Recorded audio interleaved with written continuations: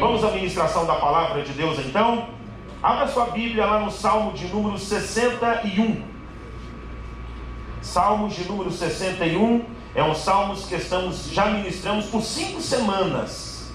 E hoje vamos falar mais um pouco dele. Salmo 61, versículos 1 e 2 e versículo 5. É um salmo de Davi. No verso 5, Davi diz assim: ó Deus, tu ouviste as minhas promessas e me deste as bênçãos que pertencem aos que te temem. Domingo que vem é a nossa 7 unções, último dia das 7 unções, é a nossa última Santa Ceia do ano, e nós vamos também no domingo que vem entregar a Deus o nosso voto e a nossa promessa. Há alguns crentes que de maneira muito errada têm escolhido viver uma vida com Deus do jeito deles, e nem sempre do seu jeito é o jeito que agrada a Deus. Não adianta você estar buscando a Deus sem querer agradar a Deus. E como que eu agrado a Deus? Fazendo aquilo que Deus quer. E como que eu desagrado a Deus? Muitas vezes fazendo aquilo que eu quero. Quem é casado aí, diga amém. Amém. Você quer ser casado para sempre? Amém. Vou te ensinar um segredo. Decida agradar o cônjuge e não agradar a você mesmo. Por que tem casamento que não vai para frente? Porque o marido ainda não entendeu. Ele não vive mais para ele agora vive para quem? Para a esposa. Ah, mas pastor, viver para minha esposa? Sim. Diga para esse homem do seu lado: você casou para quê? Não, meu irmão, um homem casado, ele aprende a agradar a quem? A sua esposa. E às vezes, para agradar a esposa, você vai ter que desagradar a quem? Você, pastor, não estou feliz não, mas minha mulher está, valeu. Aleluia, isso aí. Pastor, não estou alegre não, mas minha esposa está, aleluia, isso aí. Porque deixa eu te ensinar uma coisa: se a sua esposa encapetar, você está perdido, irmão. Mano, uma esposa invocada, uma esposa perturbada, uma esposa triste, uma esposa carrancuda, meu irmão, ninguém aguenta. Salomão nos Provérbios falou assim: é melhor morar em um barraco do que em uma mansão com uma mulher briguenta. Salomão tinha aquilo, ele sabia o que ele estava falando. Quem está me entendendo, diga amém.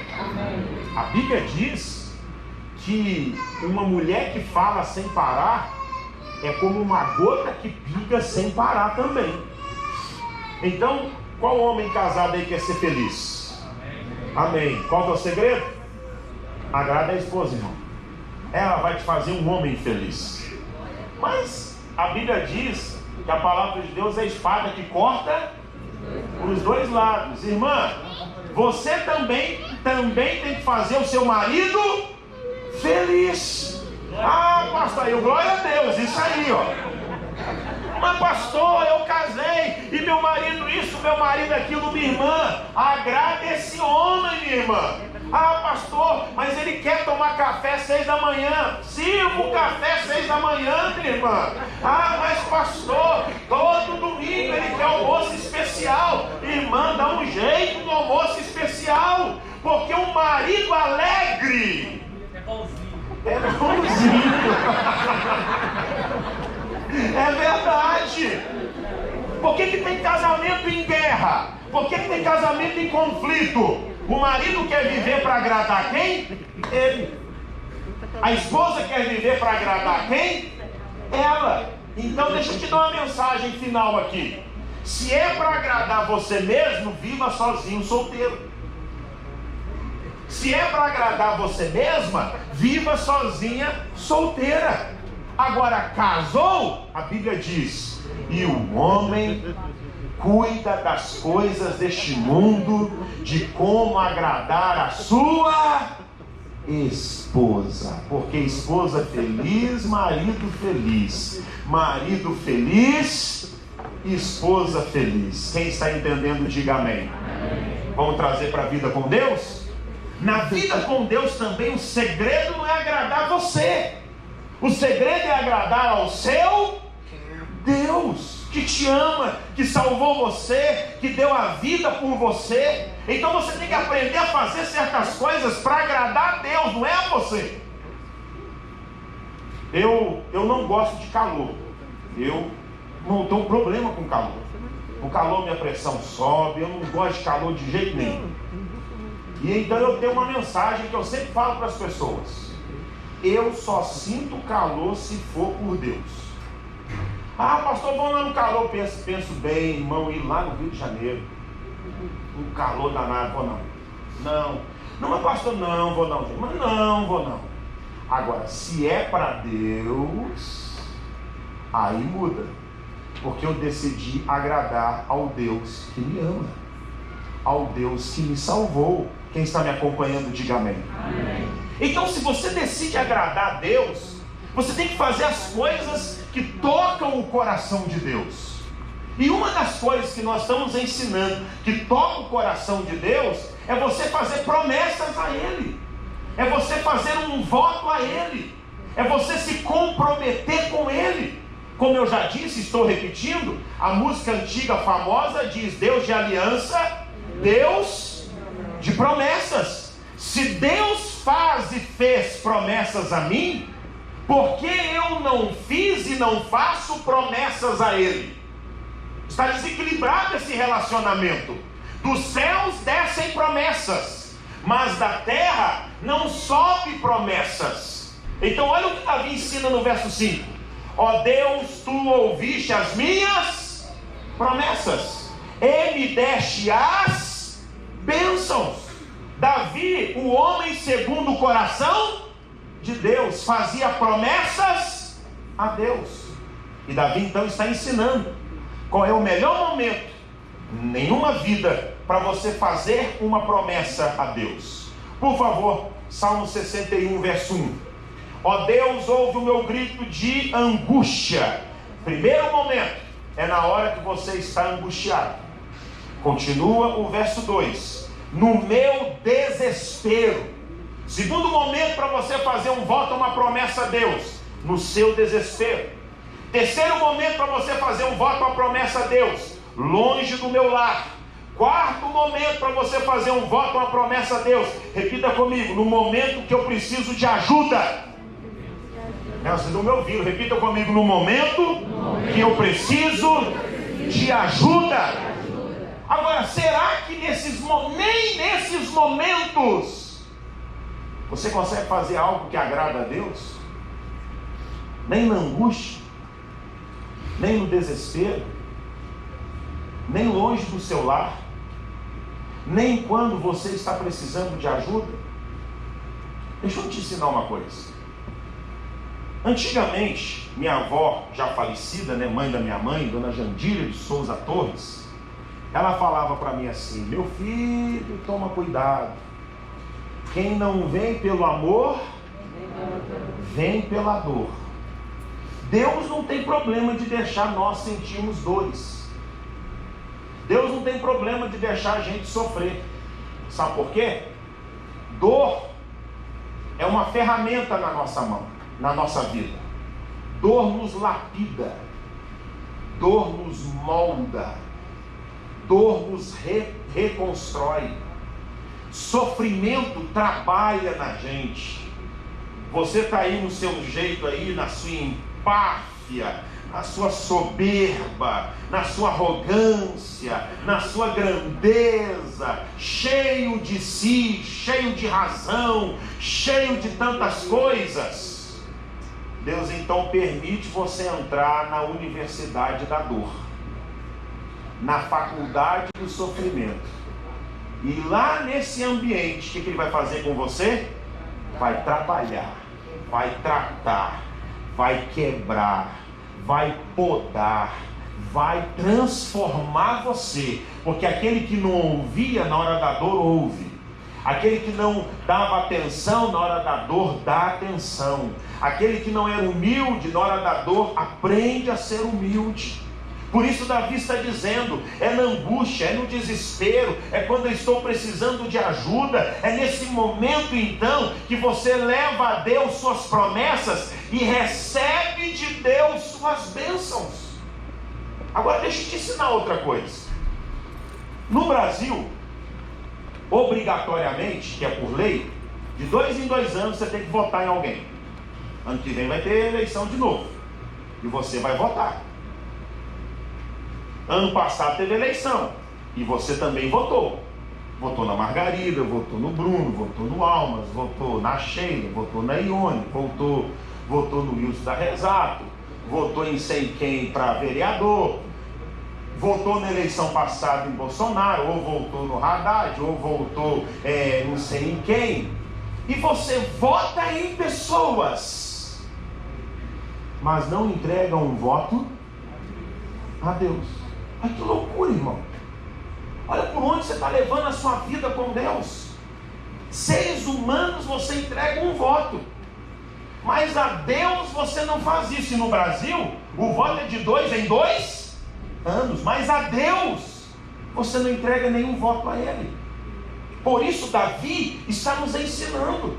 E nós passamos estas semanas, já aprendemos com Jacó, que entregou seu voto a Deus, já aprendemos com Ana, já aprendemos com Davi, já aprendemos com Ananias e Safira, já aprendemos com Barnabé, quando nós temos que entregar o nosso voto a Deus.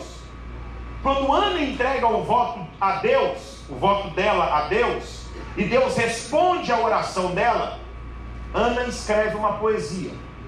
Algumas traduções dizem que Ana faz um cântico, outras traduções dizem que Ana faz uma oração. Eu quero ensinar isso para você. Por favor, 1 Samuel capítulo 2. Primeiro livro do profeta Samuel, capítulo 2.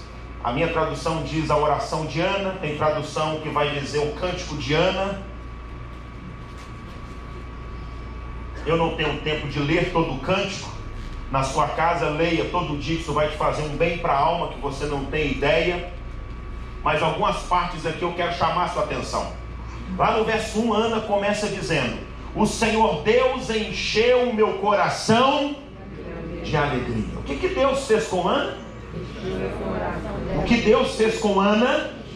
Encheu o coração dela de alegria. Se você lembra que eu já ministrei, e isso não é novo para você, o marido dela um dia falou para ela assim: Ana, por que você está tão triste?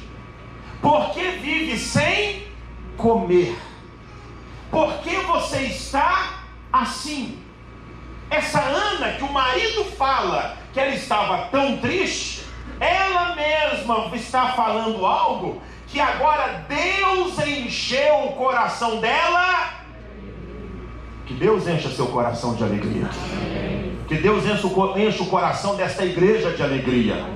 Mas quando é que Deus encheu o coração dessa mulher de alegria? Há um processo aí, há um caminho que Ana percorreu. Ela estava triste, angustiada, em um quadro depressivo, e aí então ela faz um voto a Deus. Deus atende a oração dela, e ela que era estéril, agora passa a ser mãe de 6 filhos.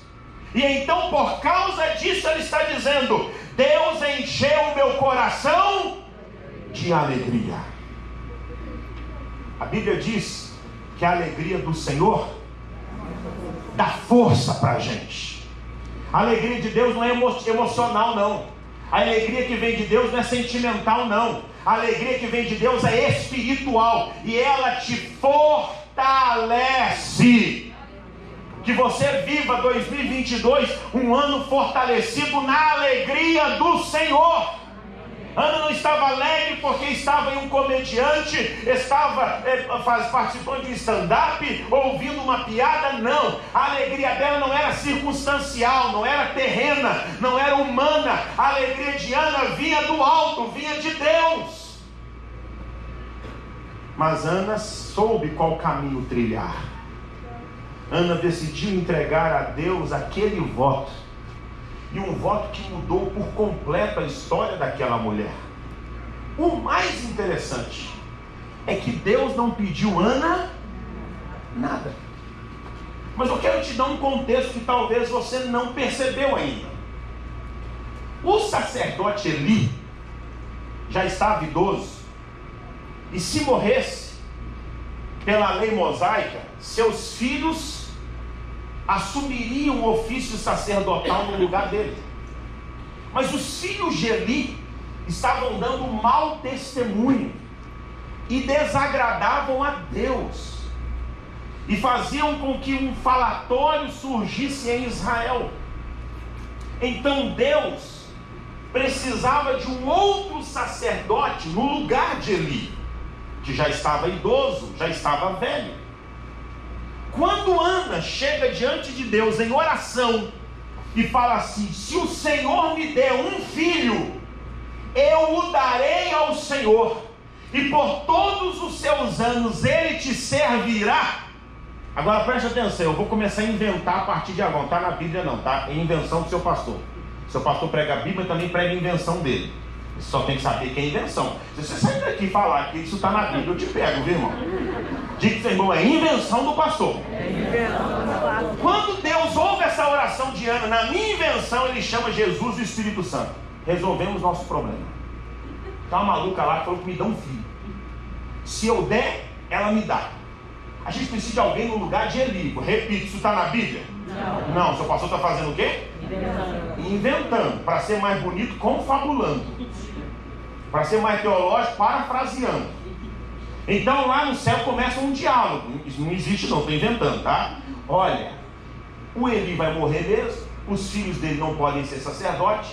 Essa maluca aí que está pedindo um filho, eu dou para ela, ela me devolve, o filho dela vira sacerdote. Vamos resolver isso, resolve o problema dela e resolve o nosso problema também. O Espírito Santo fez assim: essa parada aí é boa.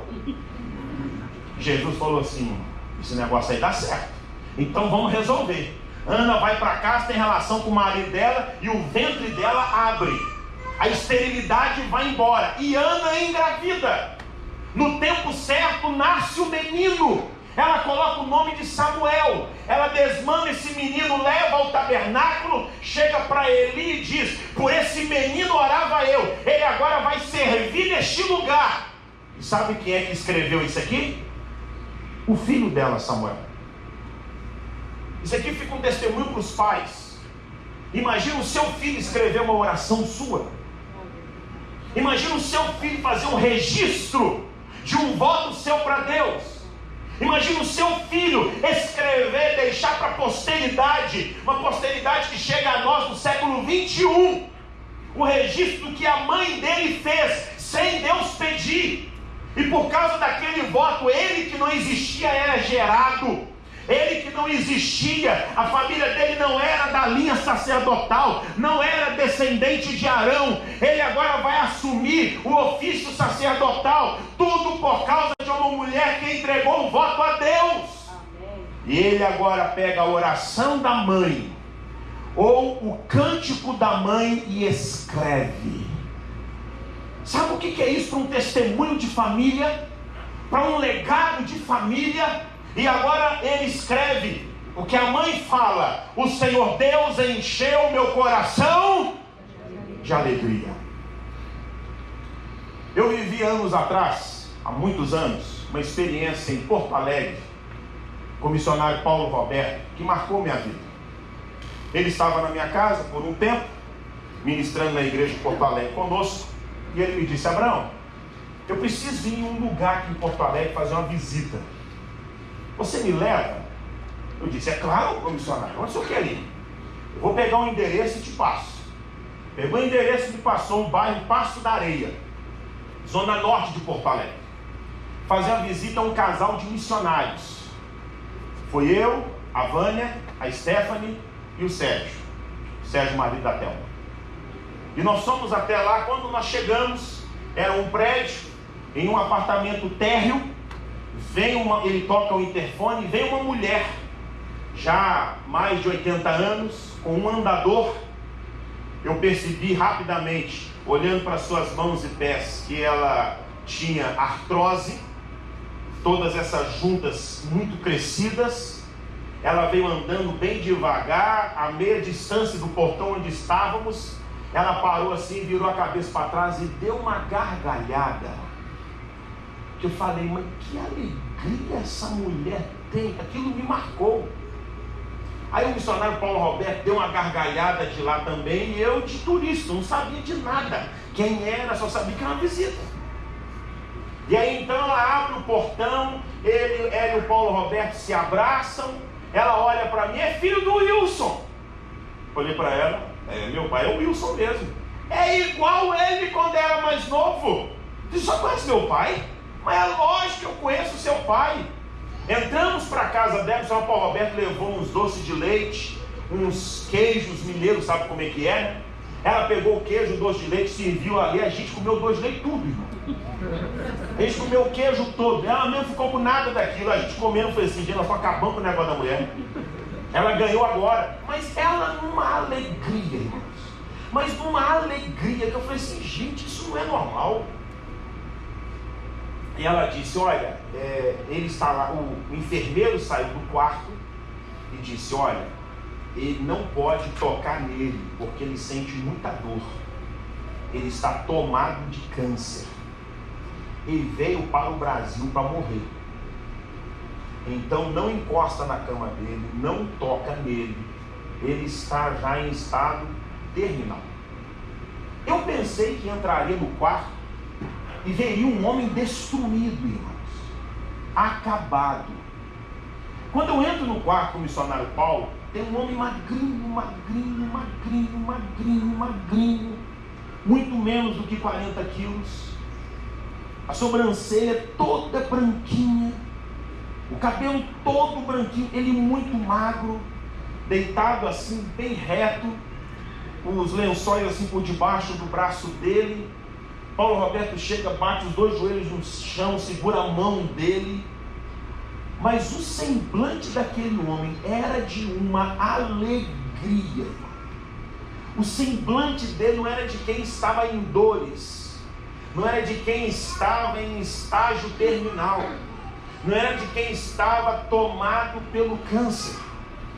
Lá fora, fora do quarto, quando estávamos na sala, a mulher dele disse, os médicos o abriram para ver a situação, fecharam e falaram assim para nós, realize o último desejo dele, porque ele morre rapidamente. Chamaram as filhas, reuniram com ele e disseram, pai, o diagnóstico é esse, o que o senhor quer que nós façamos? Isso me emociona, irmãos. E ele fala assim, me leva para o Brasil, eu quero morrer no Brasil, eu quero ser enterrado no Brasil, eu quero passar os últimos dias da minha vida no Brasil. E por isso aquele casal estava em Porto Alegre. Uma das filhas deles, americana, havia casado com um médico gaúcho. Por isso ela morava lá. Então levou os pais para lá, porque era onde ela morava.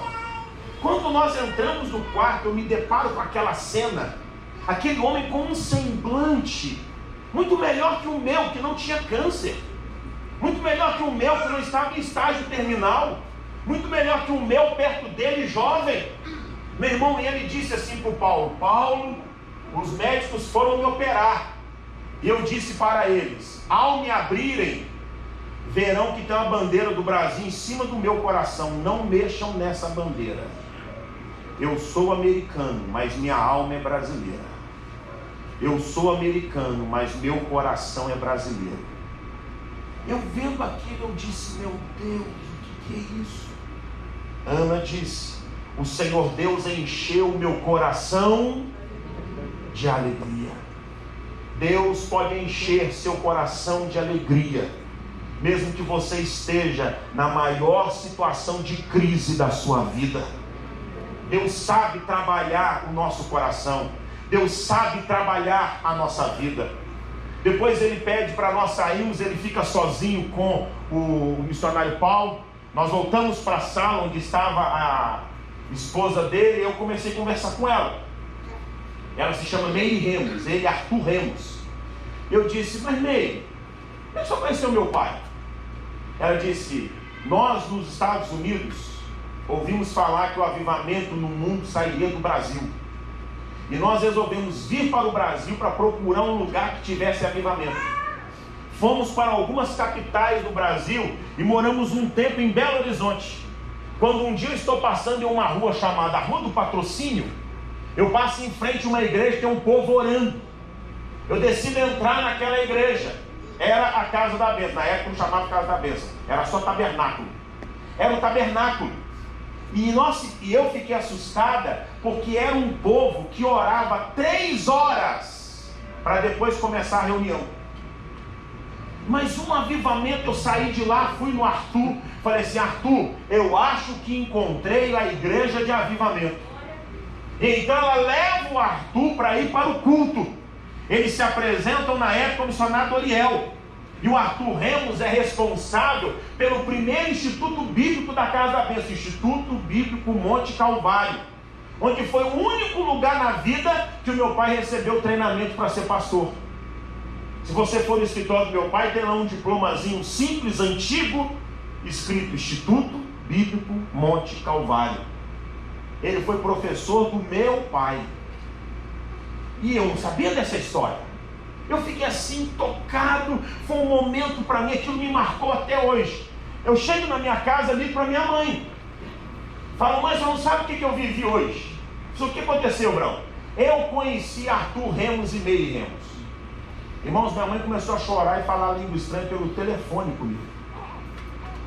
Ela disse: Abraão, você não tem ideia como esse casal marcou a vida da nossa igreja no Brasil, quando a igreja começava em Belo Horizonte. Fala aqui para o seu pai. Ela passa o telefone para o meu pai, e meu pai pergunta: o que você fala para sua mãe que ela está chorando? Se pai, eu conheci hoje Arthur Remos e Meire Remos. Meu pai diz: não tem jeito disso acontecer, Abraão. Eles já devem ser idosos, são idosos. Contei toda a história para meu pai, e meu pai me conta uma coisa que eu não sabia. Meu pai disse: Abraão, eu nunca vi um homem orar para batismo no Espírito Santo como esse Arthur Remos. Eu pastoreava a igreja em Santa Luzia, região metropolitana de Belo Horizonte. E ele foi lá para ministrar batismo no Espírito Santo. O ônibus dele passava 9h30 da noite.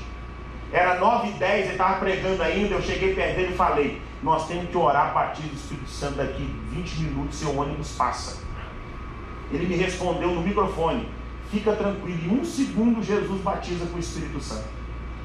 Meu pai me fala: mas a gente, naquela época, passava a madrugada inteira no monte orando para ver se Deus batizava. Ele falou assim: em 1 segundo como? E foi quando foi 9h29, o bonde 11 ficava em frente à igreja. Ele coloca o povo de pé: quem quer ser batizado do Espírito Santo, vem cá à frente. O povo vem, ele orou: Senhor, envia o teu Espírito. Entregou o microfone para meu pai e foi embora pegar o ônibus. E meu pai disse que todo mundo começou a falar em novas línguas. Meu pai disse: Abraão, eu nunca vi isso, Abraão. Eu não acredito que você conheceu Arthur Remos. Conheci, pai. Eu não acredito que você conheceu Meire Remos. Conheci, pai. Ele falou: Abraão, esse casal é o casal que mais marcou a nossa vida, Abraão. Sabe o que mexeu na minha vida? A alegria do semblante daquele casal. O motivo daquela alegria não era humana, não era terrena, não era dinheiro, não era trabalho, não era família nem casamento. O motivo daquela alegria era quem? Deus. Ana está dizendo isso. O Senhor Deus encheu o meu coração de alegria. Ela continua dizendo, e seu filho escrevendo: por causa do que ele fez. Ana está dando um testemunho. Há um Deus que fez algo na minha vida. Há um Deus que fez algo comigo. Talvez você está indo para o lado da religiosidade, que você é crente, que você é batizado, que você vem à igreja, isso tudo é muito bonito, mas a pergunta principal é: e o que é que Deus fez em você? O que é que Deus fez com você? O que é que Deus fez para você? Ela disse: por causa do que Ele fez, eu ando de cabeça erguida. Meu desejo para mim e para cada um de nós nesta casa é que, por causa do que Deus fez, nós andaremos de cabeça erguida no ano de 2022. Amém. Levanta essa cabeça. olha para frente. Deus vai tirar seu opróbrio, Deus vai tirar nossa vergonha, Deus vai tirar nosso luto, Deus vai tirar nossa dor, Deus vai trabalhar na nossa história. Amém. Ana continua falando e seu filho continua escrevendo: estou rindo dos meus inimigos. Eu sou da opinião que a melhor coisa da vida é rir dos outros. Rir é muito bom, e rir dos outros ainda é uma coisa maravilhosa. Aqui nessa igreja a gente é debochado. Aqui a gente ri dos outros mesmo. Tem gente que não gosta da gente não por causa disso. Se acontecer uma coisa errada contigo, a gente te ajuda, mas ri primeiro. Se acontecer um problema contigo, a gente te socorre, mas ri primeiro. Se você cair, a gente até te leva ao médico, mas ri primeiro. Agora, Ana está dizendo que ela estava rindo dos seus inimigos, irmãos. Você já pensou o que é rir dos seus inimigos? O texto não diz, mas eu interpreto. Entre esses inimigos, porque está no plural, tinha um especial. Quem era? Penina. Ah, é isso aí. Ana passava perto de Penina fazendo o quê? Cuidado, alguém está rindo muito de você acha que é de alegria. Ele está rindo de você, irmão. Eu aprendi uma coisa com aquele escritor e poeta pernambucano que já faleceu, Ariano Suassuna, e é uma verdade. Ele disse que o que é bom de viver é ruim de contar, e o que é ruim de viver é bom de contar. Então, quando tudo vai bem na sua vida, conta isso para alguém, não tem graça. Ó, 1º de janeiro, foi uma maravilha. 2 de janeiro, foi tudo uma bênção. 3 de janeiro, deu tudo certo. Já ficou enjoado, tá vendo? Agora deixa eu inverter o negócio. 1 de janeiro, irmão, você nem imagina o que aconteceu comigo. Irmão, 1 de janeiro eu tomei um tombo, meu irmão. Você já começa a rir, tá vendo? Irmão, 2 de janeiro, você não acredita o que aconteceu comigo. Eu quebrei meu pé, irmão. Você viu de novo, tá vendo? Irmão, você não sabe. Eu quebrei o pé 2 de janeiro. No dia 3 de janeiro, por causa do pé quebrado, eu tropecei. Quebrei o braço, irmão. Você riu mais ainda, tá vendo?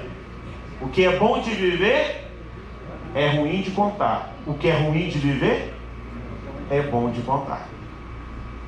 Ana está dizendo que ela está rindo dos seus inimigos. Ela continua: e me sinto feliz. Agora ela está falando de sentimento. Agora ela está falando de emoção. Ana estava alegre por causa de Deus, mas ela agora também está dizendo aqui que ela se sente o quê? Feliz, porque Deus a ajudou. E quando é que isso aconteceu na vida de Ana? Repita comigo: quando ela entrega um voto a Deus que Deus não pediu. Domingo que vem, última unção e nossa Santa Ceia, nós também vamos entregar um voto a Deus que Deus não está pedindo. Mas o que será que Deus pode fazer na sua vida através de um voto? A Paulinha mandou uma mensagem para mim essa semana. Eu falei para ela: você tem que testemunhar isso. Ela falou: não, eu testemunho. Vem cá, minha filha. Paulinha, eu conheço a história dela porque sou pastor dela, mas uma coisa sou eu conhecer porque sou pastor, e outra coisa é ela falar. Ela diz: pastor, eu guardei a história da pata. A pata bota um ovo maior que o da galinha, mas faz isso calado. A galinha bota um ovo menor que a da pata, mas faz isso fazendo barulho. E você come o ovo de quem? Da galinha. Acha pequeno, come 5. Um da pata resolvia. Tem gente que nem sabe que pata bota ovo. Acha que é o pato. Porque a pata tem silêncio. Eu falei para ela: você tem que falar para as pessoas, senão as pessoas não vão saber. E ela então resumiu para mim ali no WhatsApp. Eu disse para ela: você tinha que falar isso para as pessoas, porque tem gente lá que precisa ouvir isso da sua boca. Você pode falar para eles? Precisa me ajuda ou desembola sozinho? Para Deus a gente não ir. Amém, boa noite. Eu estava conversando, mandei um áudio para o pastor nessa semana, porque tem sido ministrado sobre voto. E nas últimas ministrações tem sido falado muito sobre a força que Deus dá através do voto. E isso mexeu comigo, porque realmente é uma força que a gente não entende. Às vezes a gente faz um voto achando que é superficial, que é algo... eu falei e pronto, orei. e não vai acontecer nada. Eu quero ver a sarça queimar, mas não sabe que realmente dentro de nós é criado algo muito, muito maior. Não vou resumir mesmo, porque a história é bem detalhada, mas eu tô com meu marido desde os meus 14 anos e hoje eu tenho 32. Então assim, a gente viveu uma vida juntos, só que de muitos erros, né? A gente viveu uma vida de mentiras das duas partes, a gente viveu uma vida de adultério das duas partes. E quando eu engravidei, a gente já estava vindo na igreja, a gente já estava aqui caminhando aqui, eu acho que uns 2 anos. Foi o momento que eu mais sofri, o momento de maior sofrimento que a gente teve juntos, né? Como casal, como marido e esposa. E aí nessa minha gravidez, infelizmente, né, eu não tenho tempo aqui para contar detalhes, mas o nosso casamento acabou. E aí eu passei a minha gravidez, que mulheres conhecem, que já têm filhos, sabe que eu acho que é um momento que a gente deseja ter muito amor, ter muito cuidado, ter muito zelo. E eu não tive, por conta de erros do nosso casamento. E se passando dias, eu chorava todo dia. Você falando aqui de Ana, eu estava vivendo o que Ana viveu, literalmente. Eu chorava todo dia, eu entrei em depressão. Tinha dia que eu virava para Deus e falava assim: Senhor, eu não quero mais viver. Eu pensei por várias vezes tomar remédio e morrer. Eu falei assim: não posso fazer isso porque tem uma criança dentro de mim. Meu marido não queria mais estar comigo. Ele já estava em outro relacionamento e estava apaixonado.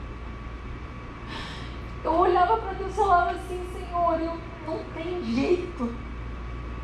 E aí um dia no meu quarto, chorando muito, de soluçar, eu virei para o Senhor.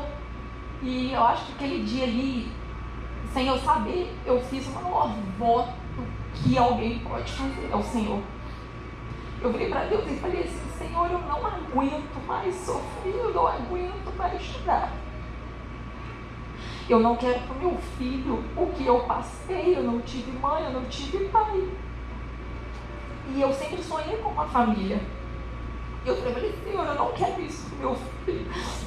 E eu estou disposta a fazer o que for preciso para ser diferente. E aí eu prometo ao Senhor, não usei foto, que se o Senhor, de uma forma que eu desconheço, me livrar do meu sofrimento, restaurar minha casa, restaurar o meu lar, restaurar o meu casamento, eu nunca mais olharei para trás. E o olhar para trás é literalmente nunca mais viver nada que não seja de acordo com os princípios do Senhor. A partir daquele dia, eu falei com Abraão que eu comecei a ter uma força que eu não sei explicar. É algo sobrenatural mesmo. Deus te dá algo que você está vendo o cenário todo bagunçado, mas não sei como você abre um sorriso e fala: esse dia vai acabar e amanhã vai estar menos pior, vai estar diferente. Foram passando os dias e uma coisa que as pessoas às vezes não têm ideia ou não percebem é a força natural que Deus nos dá através de pessoas. Às vezes a gente quer muito que o mar se abra, quer que Deus recupere. Eu fiz um voto hoje e daqui 10 minutos eu quero meu casamento 100% refeito. Sendo que eu vivi quase 26 anos da minha vida em pecado. Não tem condições, não tem nem sentido. E Deus levantou forças naturais. Quem são essas forças naturais? Pessoas. Alguém tem dúvida que o sobrenatural de Deus, a força dele, estava com essas pessoas? Porque o meu espiritual estava fraco. Eu estava começando uma caminhada com Deus, começando uma promessa, um voto, uma direção. E Deus levantou pessoas naturais. Xaxá não está aqui hoje, infelizmente. Uma pessoa que ligava para mim todo dia, me mandava mensagem todo dia. Era a minha força de Deus. Falando assim: não desiste do seu casamento. Não sai da sua casa. Eu queria ir embora, eu queria sumir. Ninguém mais me vê. Não desiste, Deus vai te honrar. Vânia, as pessoas veio ver ela com ela, aquela mulher ali. Quando eu não atendi ela batia na porta da minha casa. Parecia aquela mensagem assim, ó, que você passa o dedinho, sabe? Parecia aquela mensagem assim: estou na porta da sua casa. Abre aí que eu quero conversar com você. Não sai da sua casa. Mas Vânia, olha o cenário. Mas Xaxá, olha o cenário. Tia Ju, um dia, me mandou uma mensagem e profetizou na minha vida que a mulher que tinha entrado dentro da minha casa para destruir, um dia ele me pediu perdão. 2 anos depois ela me ligou e me pediu perdão por tudo que ela tinha criado dentro da minha casa. O processo, como diz o Abraão, o processo não é de um dia para o outro. O processo é de dor mesmo. Quando meu filho nasceu, eu passei a minha gravidez inteira vivendo isso, vivendo essa dor. Às vezes vocês poderiam me ver aqui no culto, né? Eu vinha de vez em quando, porque eu também não queria vir. Mas de vez em quando ainda vinha. Mas eu passei isso tudo, minha gestação inteira. Meu casamento destruído. Com essas pessoas, falando que não era para eu sair de casa, não era para eu desistir do Senhor. E quando meu filho nasceu, que é um outro testemunho, ou era eu morria, ou era ele que morria. Não tinha a opção dos dois viverem. Só que como a história de Ana, né, a gente colocou nosso nome, nosso filho, Samuel. E a Rose ainda falou assim pra gente assim: olhem, o nome do seu filho é o quê? Samuel, resposta de oração. Ora que vai dar tudo certo. Entrou em oração, todo mundo. Meu filho nasceu, eu vivi. E o meu marido, assim que eu abri os olhos, a primeira coisa que ele falou comigo: me perdoa, eu quero a minha família. Ali estava sendo construído novamente o meu casamento, o meu lar, a minha casa. E foi um processo. Precisou de novo começar a gerar confiança, intimidade, amizade, companheirismo, porque isso tudo foi perdido. E hoje, para a honra e glória do Senhor, se eu não tivesse sofrido a dor que eu sofri, se eu não tivesse sofrido aquele período, eu não estaria aqui testemunhando para vocês a graça dele na minha vida. E com certeza não estaria aqui caminhando nele, caminhando nos seus caminhos. Então, de uma maneira que às vezes a gente não entende, eu fui pela dor. E eu tenho certeza que o que eu sofri no meu casamento foram consequências da minha vida de pecado. Meu marido não tem culpa nenhuma das consequências do meu pecado. Eu tive que passar por isso. Eu tive que viver a dor, viver o sofrimento, para eu decidir ser filha de Deus. Mas quando eu decidi, a força que Ele me deu foi tão sobrenatural. Acho que, né, que me acompanha até lá, a mudança não foi só interna, foi externa. Eu era toda piriguete. E hoje, outro dia Desirê, daí outro dia Desirê virou para mim e falou assim: Ana Paula, quem olha para você hoje não fala nunca que você não era de Deus. Para a honra e glória do Senhor. Hoje eu sigo meu Senhor com uma força que eu não sei nem explicar.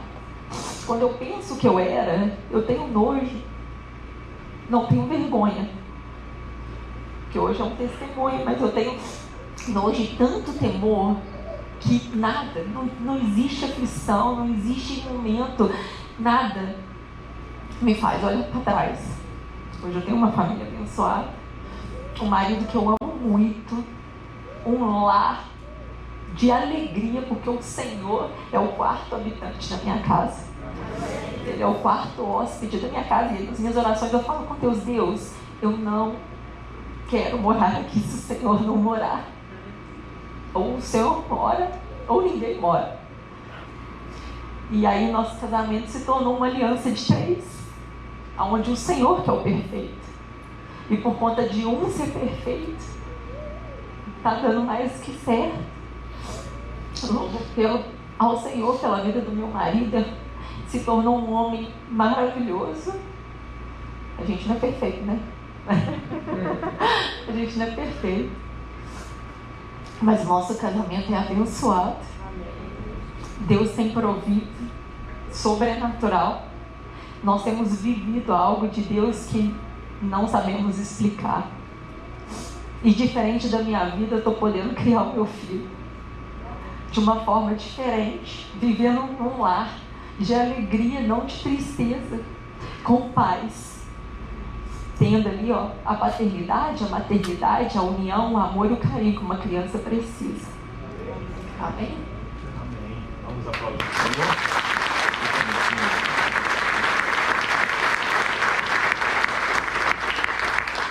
Paulinha, a história do câncer foi nessa época também? Foi. E ainda teve um câncer de mama que ela teve que vencer nessa época. No 4º mês, exatamente. E eu conheço o casal, né? Eles são nossas ovelhas e também são amigos da gente. Paulinha falou assim: só tem que ser meu pai porque eu não tenho mais pai. Ela me chama de pai. E aí, acompanhando a vida deles, eles tinham uma vida financeira apertada. Eu, Hélio, que poderia testemunhar melhor, né? Uma vida financeira apertada, trabalhando, feito uma mula, meu irmão, para ganhar pouco para cada mês, mesmo sendo sócio de uma empresa. Deus mudou a vida financeira deles. Aquele aperto financeiro saiu. Ele continua trabalhando igual mula, mas recebe agora igual empresário pelo trabalho que faz. Diga para quem está do seu lado: é o poder de um voto. Ana viveu isso. E por causa disso ela vai escrever uma coisa extraordinária. Aliás, falar, e o filho dela vai escrever, que é 1 Samuel, capítulo 2, o versículo 3. Quando ela diz assim: não fiquem contando vantagens, e não digam mais palavras orgulhosas, pois o Senhor é Deus. O que ela fala aqui? Pois o Senhor é Deus. Repita comigo: que conhece e julga tudo o que as pessoas fazem. Domingo que vem nós vamos entregar um voto a Deus. Mas saiba de uma coisa: Ele é Deus. E Ele julga e Ele faz. Ele julga e conhece tudo que as pessoas fazem. Deus julgou o que Ana fez. Deus conhecia o que Ana fez.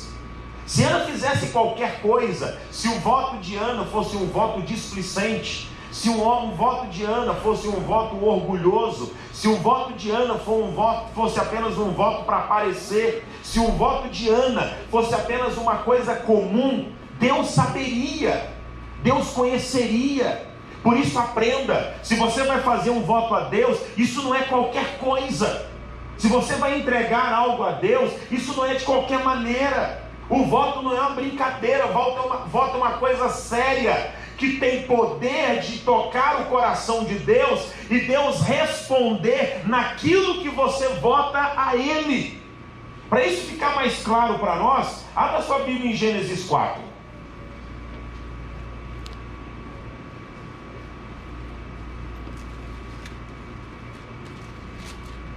Gênesis capítulo 4, verso 3. O tempo passou e um dia Caim pegou alguns produtos da terra e os ofereceu a Deus o Senhor. Abel, por sua vez, pegou o primeiro carneirinho nascido no seu rebanho, matou e ofereceu as melhores partes ao Senhor. Repita comigo: o Senhor ficou contente com Abel e a sua oferta, mas rejeitou Caim, a sua oferta. Deus aceita tudo? Não. Deus tem suas exigências? Sim. Deus tem seu padrão? Sim. E Deus baixa esse padrão? Não. Caim é agricultor, pega frutos da sua terra e oferece a Deus. E entenda o mesmo princípio: Deus não pediu nada. Se Deus não te pede nada, você não é obrigado a fazer nada. Voto é assim. Voto é uma obrigação? Não. Voto é uma imposição? Não. Voto é uma decisão pessoal. É você com Deus e mais ninguém. Mas se você entrega a Deus qualquer coisa, Deus conhece o que você faz e julga o que você faz. E por isso talvez tem votos que você entrega e você diz: mas pastor, na Bíblia eles tiveram resposta. A irmã aí testemunhou que teve a resposta. Por que o meu voto não tem resposta? Deus conhece e julga tudo que as pessoas fazem. E aí você fez um voto que não era o que Deus queria. Você fez um voto que não era a vontade de Deus. Você fez um voto talvez só por aparência, só para mostrar que fez, só para não ficar sozinho na multidão. E não é assim que resolve um voto. Caim oferece a Deus frutos da terra e Deus rejeita aquilo, como também rejeita Caim mesmo. Seu irmão, que Deus também não pede nada para ele, decide oferecer algo a Deus. Mas a Bíblia diz, no versículo de número 4, que Abel oferece a Deus o primeiro carneirinho nascido no seu rebanho. Primeiro quer dizer primícias. Ele pega esse carneirinho e oferece a Deus somente as melhores partes. E para você entender isso, deixa eu explicar melhor. Eu sou muito admirador do gosto culinário das pessoas. Comida cada um come o que quer. Mas tem gente que come de tudo, irmão. A minha esposa é assim. Irmãos, a Vânia só não come rúcula e bosta. Mas o resto, irmão, o que você entregar para a Vânia, ela come e fala: é bom. Nós fomos em Santos, numa casa lá, e seus pastores fizeram testigo de bode para vocês. Você fez o quê? Como não? Não, pastor, como nada. Como é que Vânia comeu? Falou: é bom? Ah, mas eu não como. Lá em casa, quando eu vou viajar, isso aqui que eles fazem no feijão: põe o rabo do porco, o pé do porco, a orelha do porco, a bochecha do porco, e fala que tá uma delícia. Gente, você sabe o que tem debaixo do rabo? Sabe onde o porco põe o pé? Meu irmão, eu olho assim, eu falo: não, eu prefiro o lombo, irmão. Eu prefiro o pernil, irmão, mas é gosto. Cada um tem aí seu gosto, mas tem gente que tem exigência. Vânia não tem exigência para comida, eu tenho. Eu não vou nessa não. Ah, pastor, eu fiz um giló pensando no senhor. Não foi pensando em mim não, foi em você. Eu não comi esse negócio aí também não. Eu estava uma vez em Vitória e o apóstolo Jair me levou para almoçar. Vamos te levar num lugar chique, eu sabe bem, coisa boa. Cheguei assim, restaurante oriental. Falei assim: isso não vai prestar. Irmão, um negócio bonitão, com as torres vermelhas assim, um pórtico, iluminação, jardim japonês, negócio chique, irmão. Entrei no ambiente assim, a musiquinha assim de japonês, de filme de karatê, entendeu? Eu falei assim: gente, que negócio bonito e tal. Aí ele falou assim: Brão, olha, você vai ver. E fez um pedido lá, um panelão bonitão, irmão, um fogo por debaixo. Ele tirou a tampa assim: olha pra você ver, Brão, olha o cheiro. Eu olhei lá dentro assim e falei assim: eu não vou comer isso não. Mas Abraão, por quê? Irmão, frango, escama de peixe e algas marinhas. Eu olhei, isso aí, cruzes. Eu olhei assim e falei assim: ah, missionário, você vai me desculpar, mas Abraão, isso é... Qual o nome que ele usou? Não é iguaria. Não, me dá a mesma coisa então. Não quero iguaria não. Irmão, eu olhei assim, deixa eu só explicar para você. Já viu quando o cachorro come capim? E depois regurgita? Sabe aquela gosma meio verde? Com capim no meio? Igualzinho aquilo, irmão. Mas não, eu não como isso não. Abraão, escama de peixe, me dá o peixe, irmão. Para que escama? Escama a gente tira, irmão, não come. Agora me dá escama de... Não, eu falei assim: seu missionário, se não for ofender o senhor, eu posso ir na frente do McDonald's lanchar? 3 Big Mac ali resolve meu problema. Não, depois a gente passa. Então tudo bem, o senhor come aí. Se o senhor não quer a sobremesa, não, sobremesa deve ser bom. Pedi a sobremesa, comi, ele comeu o negócio. Saímos ali passando no McDonald's, no drive, peguei 3 lanches, fui pro hotel. Feliz da vida. Porque eu também não como qualquer coisa. Para terminar minhas aventuras culinárias, eu era pastor no Recife. O missionário Paulo Canuto estava lá nos visitando, pregando na igreja junto com a esposa dele chama Eva. E ele falou assim: Abraão, me leva para comer frutos do mar. Nossa, aqui no Recife é o que mais tem. Levei num restaurante lá no bairro de Jangada. E aí ele chegou lá, falou, chamou o garçom, traz ostra, 30. Aí encheu umas panelas, uns negócios bonitos assim, a ostra assim. Ele colocava o limão e colocava a casquinha assim. Colocava o limão. Abraão vai aí, não vou não. Tá. Abraão vai, irmão, e ele foi me convencer, irmão. Por isso que eu não vou nessas histórias. Eu só me dou mal. Aí ele me convenceu, não, Abraão, vai. O último argumento dele para ele me convencer foi assim: Abraão, isso aqui é afrodisíaco, à noite você vira um canhão. Olhei para a Vânia assim, uai. Mudou o negócio aqui agora. Vale a pena a aventura. Ele falou assim: não, vai aí. Dá para virar um canhão, vamos lá, né? Aí fui lá, peguei o limão, coloquei igual ele assim, virei, falei assim: o negócio veio para